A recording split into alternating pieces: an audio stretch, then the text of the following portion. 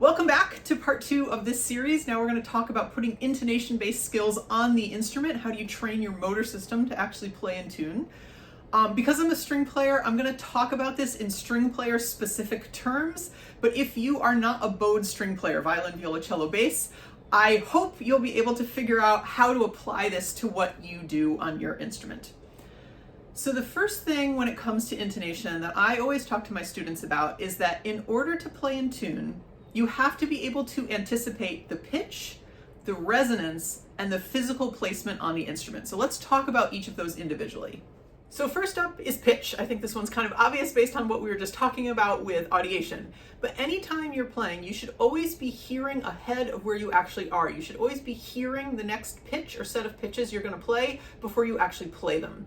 If you don't have a clear sense in your mind of what something should sound like, you don't have a template to compare it to when it actually comes out of your instrument. And then it's very hard to tell if you're right or wrong. And that's not a very good feeling to not know.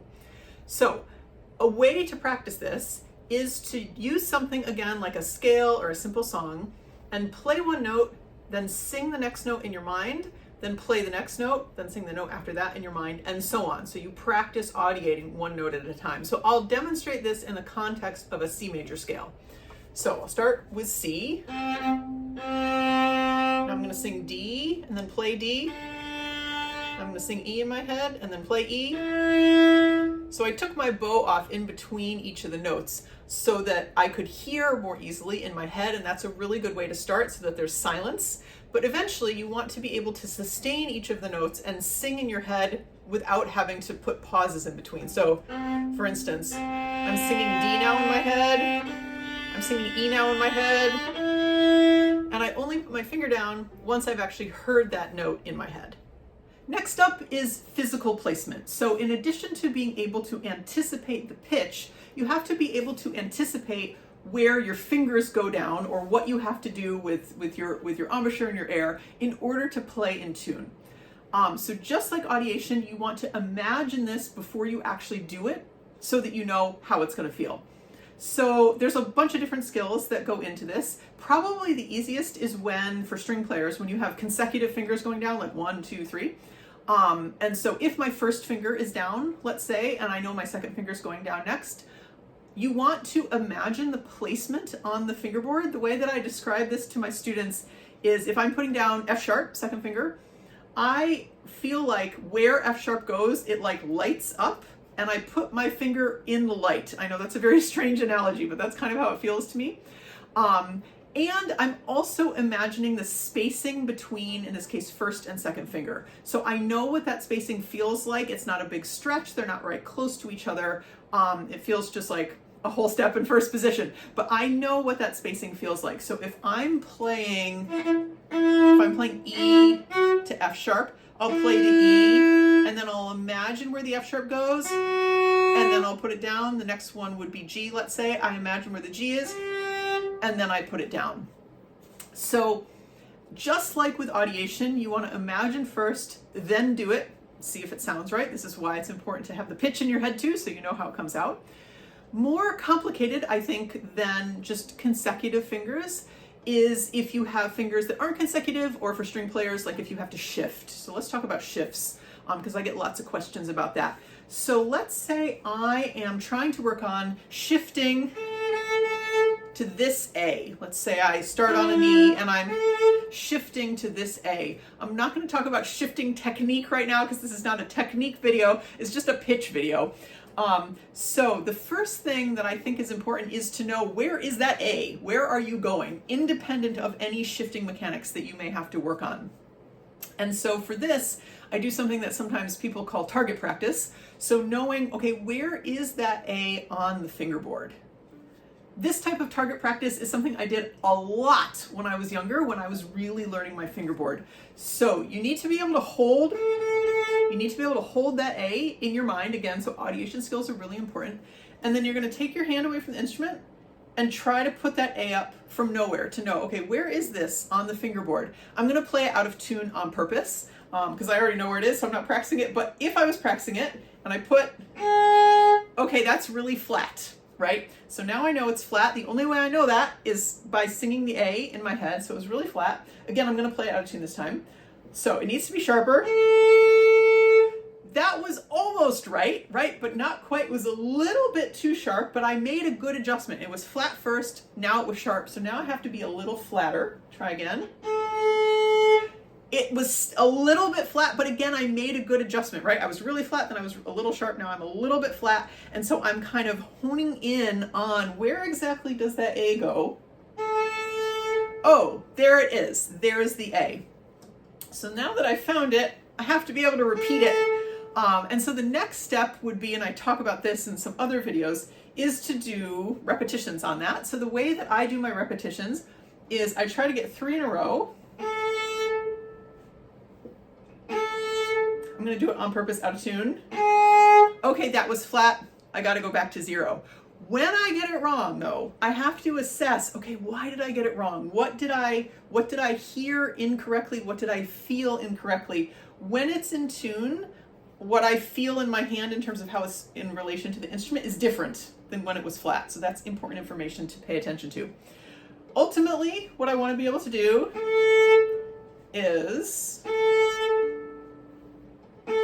3 in a row, take a little break, 10 to 15 seconds, get a drink, do a little dance, walk around the room, spy on your neighbors out the window, and then 3 more.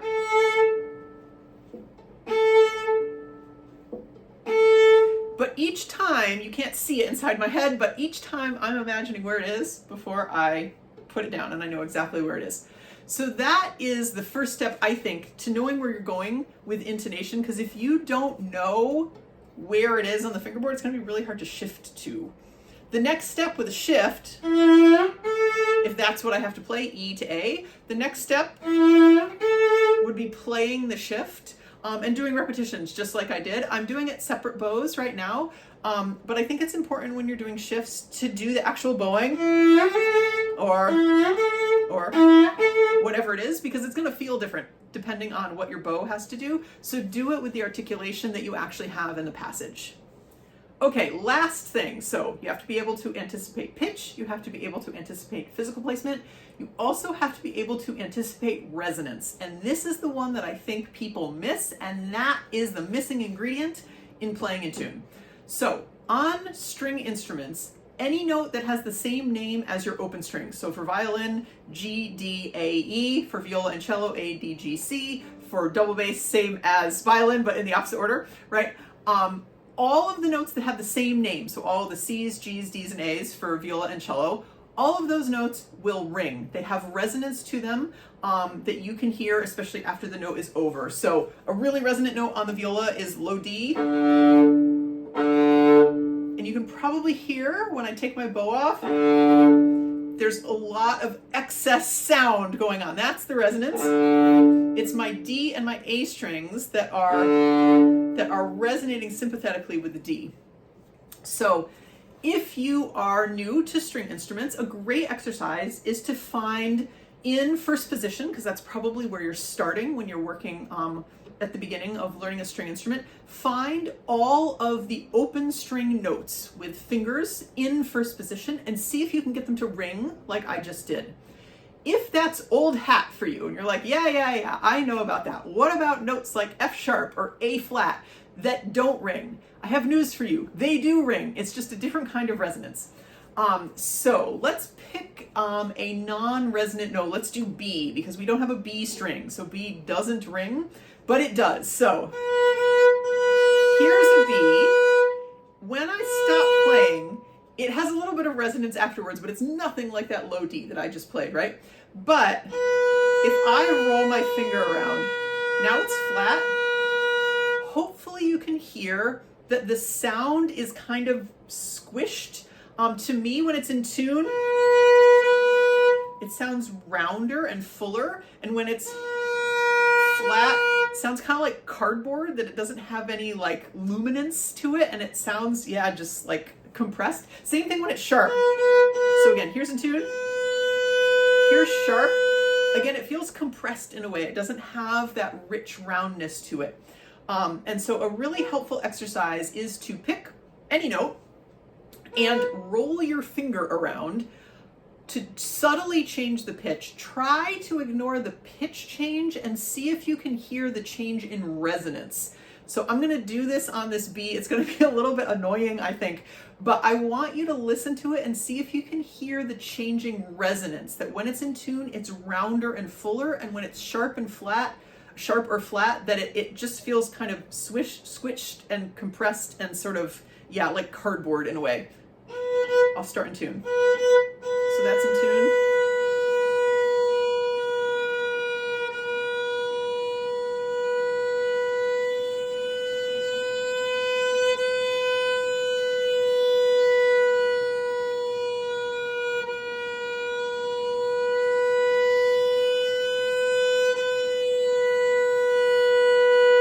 I'll stop there because I know it's annoying, but that is a really useful exercise to help you hear resonance. If you couldn't hear any difference right now, that's okay, that's normal. I used to not be able to hear it either. But the more you do that exercise, eventually, most people describe it as like a light turning on, that suddenly you're like, oh my gosh, I can hear it. And it's like being able to see infrared or something all of a sudden. You can also feel it for string instruments. So I can feel the difference in resonance in my jaw. So it will probably help when you're playing as well. This is also the case for wind and brass instruments. When I talk to wind and brass players, they're like, oh yeah, when the note's in tune, it has a really different resonance than when it's not in tune. So in addition to being able to anticipate the pitch and the physical placement, you need to be able to anticipate the resonance of the note that you're playing. A mistake I often see with string players is, especially if they're playing a note that's really, really resonant, or should be anyway, like that low D, and they play it and it's not resonant and they don't know it. That means they're not in tune, but they're not anticipating the resonance, so they don't realize the resonance coming out isn't what it should be, that there is no resonance when there should be a lot of resonance. So if you're not able to anticipate it, then you can't compare the resonance you get to what should be there. Similarly, if you're playing in a terrible key, let's say G flat major, 6 flats, right? All the open string notes are flat, and you're getting a lot of resonance coming out of your instrument, you're not in tune. You have drifted either sharp or flat, and that's why you're getting so much resonance. And so you really need to be sensitive to this at all times, because it really helps you stay grounded in the pitch.